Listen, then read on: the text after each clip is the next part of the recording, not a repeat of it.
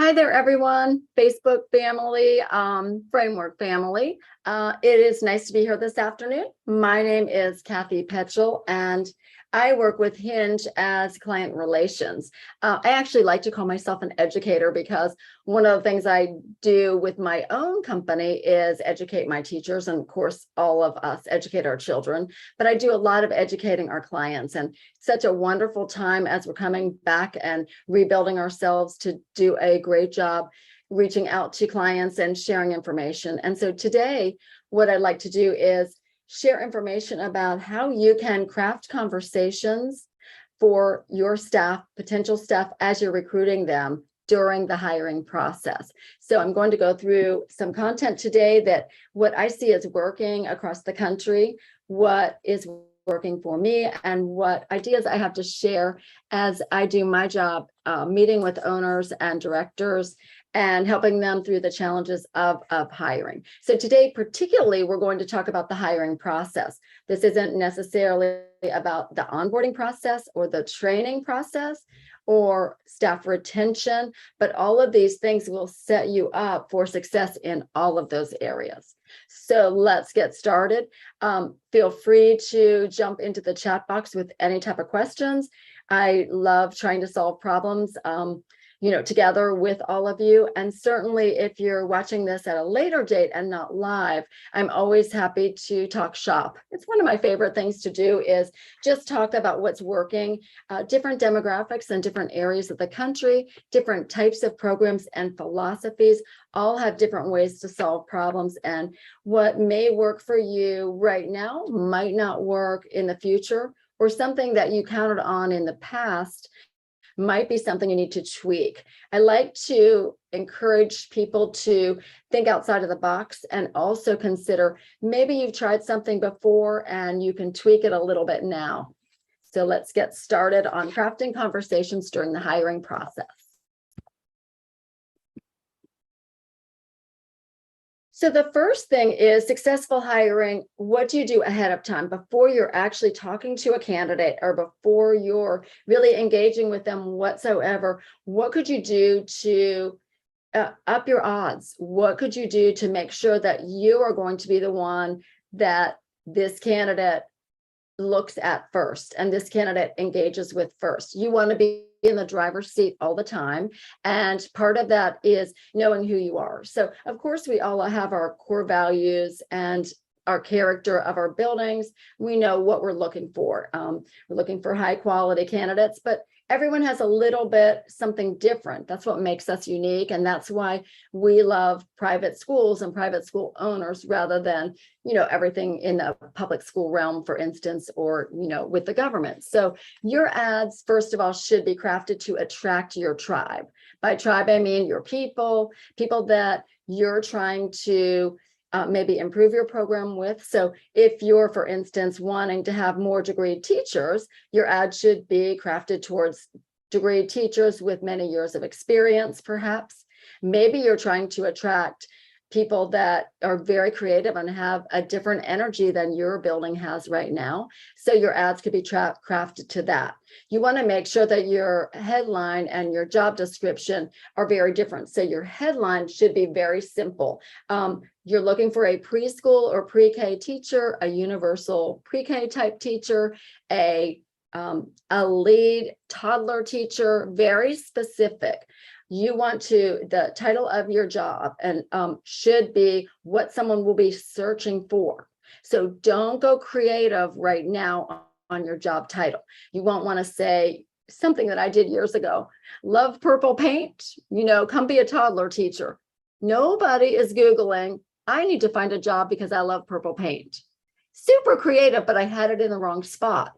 That should be in the description. So then I could weave that in. I'm looking for someone creative, someone very artistic. So you want to use in your top headline, very specific. What are they looking for? Toddler teacher, 2-year-old teacher, degreed pre-kindergarten teacher. And then you hit, love creativity. Can you function in a bit of chaos? Do you love block play and engaging with children, and hit all of your philosophies. So again, craft your ad to attract your tribe. I also would say things that you're missing on your team, definitely be looking for people that maybe people that are very creative is what you're missing. Maybe it's people that can stay late in the day. We're looking for closers. We love staff that, take the time to nurture children and communicate well with parents. That's somebody great for the end of the day. Everybody wants to get home. You find somebody that is fine staying. Maybe they're working in retail right now and they're used to working till 9 or 10 at night, or fast food right now and they're working till midnight or 1. And so you can get someone that maybe would stay longer at your building, close and make sure everything's all ready to go for the next morning in all the classrooms. Then using pictures, videos, and examples of your culture.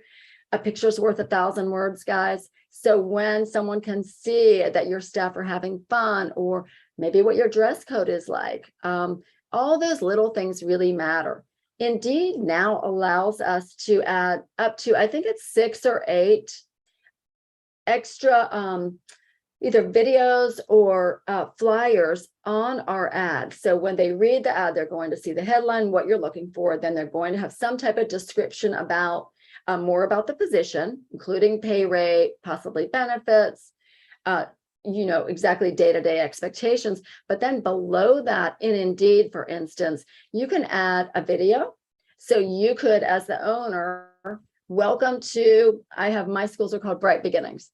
Not only do I work as a Hinge client relations team member, but I have 3 schools of my own in Virginia. So I'm in it with you. So for instance, I could do a short video of myself saying, my name's Kathe Petchel. I'm the owner of Bright Beginnings. I am welcoming you to our hiring process. We can't wait to get to know you, and so on. Or you could do a TikTok quick video. They're typically do under 20, 30 seconds. Maybe have one of your Gen Zers create it for you. Welcome to Bright Beginnings. We're so glad you're applying. Here's a little bit about a typical day at our school. Those kind of pictures, videos, and anything welcoming give great examples of your culture. And they're also something you do that is sort of the extra mile where no one else is doing that. So there you go. That's going to, again, attract your tribe. I think that's going to be very impactful. Consistent messaging. We know this from marketing. Marketing 101 is, what's our message? So if we're doing the same type of language, nurturers, any kind of adjectives that we're using that really let someone know that this is what we're looking for, but don't reinvent the wheel. So my messaging on Indeed and my job descriptions are usually lengthier there, bullet points, make it scannable, not a big paragraph. It can be very similar languaging, again, to be consistent on your careers page on your website. Take the same information and make a beautiful flyer. I personally like Canva because it's very user friendly and you can make it attractive and very easy to read. You're putting it at a Starbucks, maybe bulletin board, or your local community college job boards. You want to stand out. So hiring now, immediate openings, those type of headlines. And then just, again, the beautiful pictures or some type of Facebook type collage. And then certainly on job boards. I happen to live in Virginia, and we've got tons of colleges and community colleges and universities in our state. So going to all the job boards, and again, don't reinvent the wheel, use the same type of language, but now that tribe you're attracting are very educated. So, just graduating with an early childhood or education degree, put your new skills and your education to work, come join our team. We have lots of opportunity for growth. I would mention something about maybe a career ladder in that instance. And also think outside of the box for the colleges and universities. Not only do we need good teachers, but do you need people to help in your office? Are you looking for curriculum development specialists, or maybe a college person, a college grad that would update your outdoor classroom or do the financial piece of your business? All of those. So don't just reach out to the colleges and the job boards just for the teachers. Maybe think outside of the box. Well, what else do I need?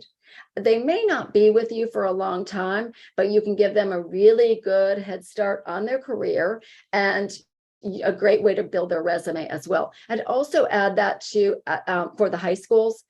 Think about these high school students in the last couple of years, just come out of COVID, are finally back in person.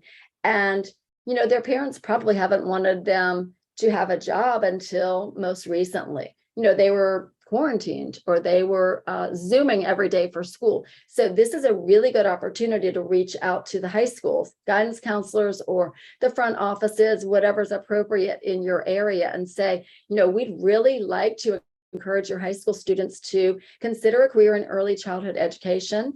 And we are hiring right now for before and after school. We're hiring for possibly you might want to do something on the weekends to set yourself apart from everyone else. But again, don't forget the high schools as well.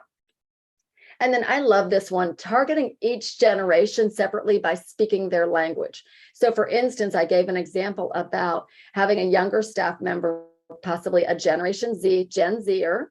They're, up to maybe 24 years old or so, or a millennial. They also love TikTok, to create TikTok ads or just, engage with clients, particularly new staff members on TikTok. Millennials, they're going to be more Instagram than Facebook. Older generations might be a little bit of both. And so engaging each generation by speaking their language. Someone older, the greatest generation, the much older, maybe in the 70s, 70-year-olds, they're going to want something very flexible. They're going to want to see an actual job description written on paper. Where a millennial, give it to me on my iPhone, on my smartphone, my iPhone. Let me fill it out. I'll send it in and let's go. So targeting each generation. We know the younger generations have been fairly traumatized by COVID, and they're really looking for making a difference and understanding why you're doing what you're doing, and a lot of engagement with our staff. Again, a successful pre-hiring strategy is setting clear expectations for the interview process. I've got an interview set up for you at 4:00 tomorrow afternoon. I'm reserving that time just for you. If anything happens that either you change your mind and decide not to show up, not to attend the interview, please do me a favor and let me know. You can text me. Texting versus email will be much better. And let me know. Wish you all the best, but I'm reserving this time just for you. Same thing with paperwork. I'd love to offer you the position. I need this paperwork completed by X date. I need your fingerprints completed by X date, and so on. All the things that you have to do per licensing should be very much articulated and then sent as a follow-up in writing.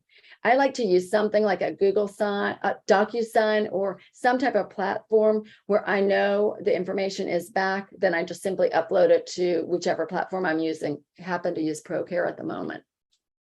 And then the urgency, again, pre-hiring strategy, it's urgent. So how can you move a candidate through the pipeline quickly? Back in the day, which I would say is pre-COVID, back in the day, we were slower on hiring. We went through every sort of process. So we would call, and then we'd call again, and then we'd finally have a phone screening, and maybe we would Zoom, or maybe we'd bring them in person, and then we'd check and see if they're eligible to be rehired at their former job, because it's a little dicier getting actual recommendations now. So we would do all these, jump through all these hoops, and then we'd make an offer letter, and then just dragged on and on. The 20 elements took 3 weeks. I'm here to say, get it done in 4 days. And that sounds absolutely ridiculous. But the quicker you can get it completed in several days in a very short period of time, the better, because otherwise, the early bird gets the worm. They're looking at your competitor. They're going down the street, or they're not even coming into our field. They're, hey, I'm going to go be an Amazon delivery driver. They're paying more than you are. And while I want to be with kids, I didn't hear from you quick enough. So we've got to really be quick. And then the other thing, and this works really well for my team, if you're multi-site in particular, but even if you're one site, this would work. Having several people manning any of your applicants. So for instance, you probably have some Facebook hiring ads. You probably have a way that they can apply on your website, and you probably are using Indeed or some other platform like that. We just divided up kind of who's early bird and who is available midday and later in the day. And everyone has a specific time that they check the platforms. If there's new leads, they screen them immediately and engage with them immediately, update notes on the platform. And then the next person takes a different time of the day, checks for new leads, and we're able to push them through the pipeline much faster that way. So we do 9, 12, 3, and 6, so that 4 times a day we are intentionally, somebody's jumping on Indeed, somebody's looking at Facebook messages, and someone at 9 and looking at and if we got any emails from our website. Those are all really good pre-hiring strategies. And I'm happy to take questions as we continue. This is really fun because this is very Hinge worthy. Everything at Hinge we do is related to numbers, and knowing your numbers really shores you up for success. So we talk all the time, and I love to talk about financial percentages.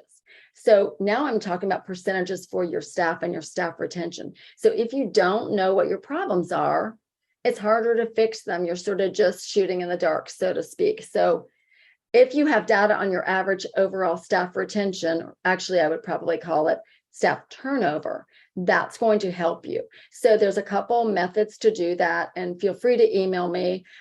My email is kpetchel@hingeadvisors.com, KPETCHEL@hingeadvisors.com, and I can help you with some of these formulas. But in general, our staff turnover in our industry is very high, but try to tease it out and see, is it a location? If you're multi-site that really is having turnover, I'd be looking at the leader, or I'd be looking at the culture. Is it an age group? I'd be looking at training. Oh, we're turning over 2-year-olds teachers like crazy. That's a hard spot. And boy, when you get a good one, you know you're going to do everything you can to keep them. But what are we turning over? And then sort of work backwards. Here's our problem. What can we do? And a lot of times, and I have this as one of my ideas, is exit interviews are gold. Somebody left in the 2-year-old room. What could I have done? I know you're moving out of the area. You're moving to Massachusetts, but I'm really wanting to make sure my next 2-year-old teacher is really successful. What could I have done better for you? What things would you suggest now for this particular group of kids and this classroom? Tell me more about what I could have done. And then, of course, data on exactly when a lead falls off. Remember earlier, I was saying, I suggest you do maybe a 4-day, 5-day, 7-day pipeline, much shorter, at least in half of what you used to do. So if it used to be a month to hire, try to do it in 2 weeks. If you used to be able to hire in 2 weeks, try to do it in a week. But when does a lead fall off? Honestly, they usually fall off if you don't reach them fast enough initially. So what happens is there's so many so many resumes we get that are not qualified, we sort of kind of trudge through it. So having multiple people look through them to quickly have the cream rise to the top, the good candidates rise to the top, and then just get on it right away. But when a lead falls off, why is that? I mean, it's always our responsibility. And then data on the percentage of new hires that don't make it past the first 30 days. This is really important to understand. Right now, we're making hires that maybe we wouldn't have made pre-COVID. I mean, I hear it all the time. I'm doing it as well. So what then we have to do is make sure they're really a good core value and culture fit, and also that that we do a lot of training. Because if we're hiring people that maybe aren't as qualified or experienced as several years ago, then it's on us to get them up to speed as quickly as possible.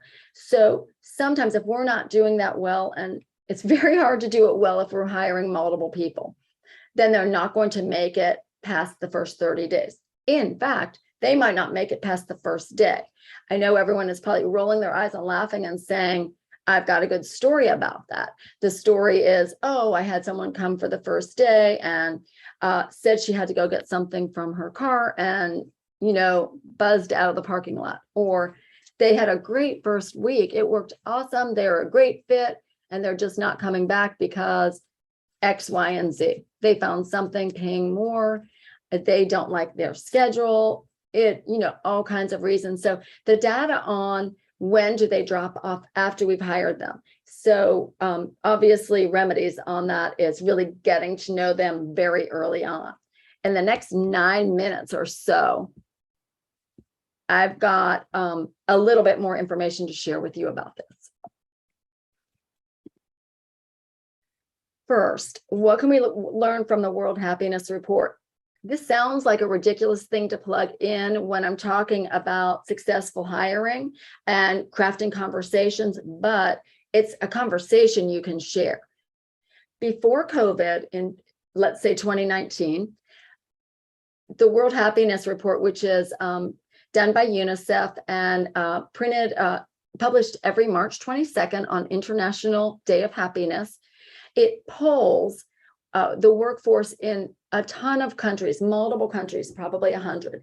And it comes out with unbelievable, really interesting data that includes the top countries for happiness. And typically it's always, well, not typically, historically it's the Scandinavian countries, the Denmark, Sweden, Finland, very happy. There's reasons for that feel free to call me or email me about, and I'd love to talk about it. Then you've got the Icelands, different countries that, America's usually 15-ish or 18-ish. But what can we learn? So it used to be people were looking for higher pay, better benefits, maybe flexibility, sort of the me. What are you giving me? Because I'm going down the street otherwise. Now, post-COVID, guess what? Those still, of course, matter day to day. They've got to support their family or contribute to their family. But day to day, what it is, it's inclusion. Think about why. Everyone was isolated during COVID. It was a very rough time. People were working from home. There was incredible stress. People learned to do without, which is possibly why there's less candidates right now. But if they're wanting to get into the workforce, they want a sense of belonging. It's much more important to know that I belong, I have a home, than maybe XYZ benefits. So take that and make sure that when you're doing you're crafting your conversations, you're talking about inclusion. You're talking about, this is an awesome way for you to, oh, you've been out with COVID. We are looking for team members that care about each other. You're going to be included in all the fun. You're going to help us make decisions as a team and so on. So I think that's a great tidbit that really will improve culture and improve dialogue. Critical topics to ensure alignment. So we want to be aligned. While we might want people that are different than us, or people with skill sets that are different, such as an expertise in children's literature, an expertise in outdoor classrooms, or someone that would help you maybe morph into more of a Reggio Emilia philosophy. All of that are differences, but some things have to be aligned. And so I would say core values have to be aligned. You can start with the pre-interview in your ads, making sure you're stating your core values. And then when you're having a conversation, craft it that here's our core values. Tell me which one of those resonates the most with you, and how would you embody that if we were to hire you? And so, for instance, one of my core values is family. Another is nurture. Another is play. So I might give a couple core values and then have a conversation about it. I'm going to know about an alignment then much faster than, watching them interact with the kids initially. This is a conversation. Culture, same thing. Tell me about the cultures of the companies you worked at before. Tell me what you liked, what you didn't like. Anytime you can do open-ended questions, it's going to be beneficial, and having them give examples.